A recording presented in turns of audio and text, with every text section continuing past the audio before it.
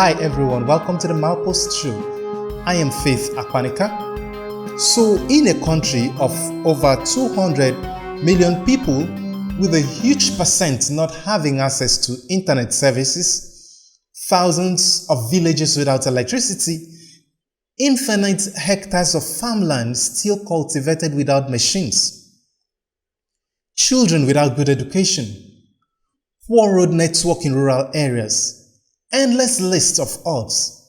In such an environment, our government decides to embark on changing the look of the Naira. Lofty idea. That's not all. Yes, the new Naira notes have been printed, and against all the odds, the swap process is effected within 3 months. 3 months. Isn't that so clever? Remember, these policies were made and implemented by very intelligent and educated people.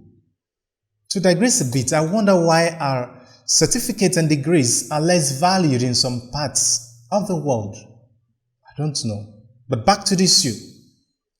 A process that other more economic advantaged countries would use several months and years to effect. We ignored the warnings, we ignored the impacts, and went straight to implement it in 3 months. Who is pursuing who? Or who is running from who? So while the elites go in their droves, the rural farmer can't get fertilizer for crops. Neither can he sell because there is no cash to purchase or sell. The banks are scared. They have to lock their gates to control the crowd. Imagine that presently, as we're talking, the bank is paying just a maximum of 2,000 Naira over the counter. 2,000 Naira. And within a couple of hours, within 3 hours, I'll tell you the money is finished. Now consider those who had gathered up their little savings and income to the bank to swap with new notes. They're losing over 30% of their money trying to get it back. We're seeing the longest queues at ATMs. The longest in Nigeria's ATM history.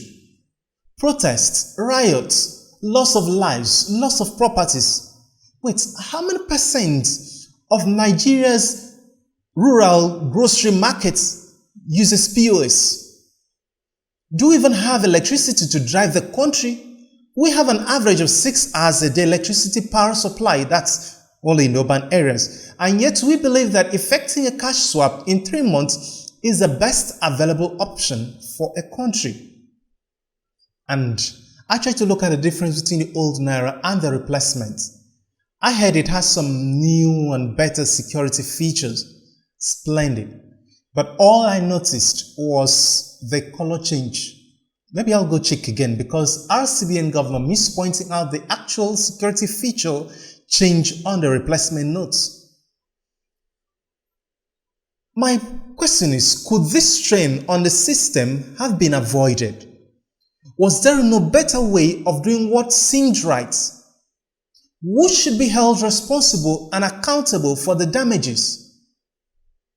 Well, I'll end by saying, it's time we learn.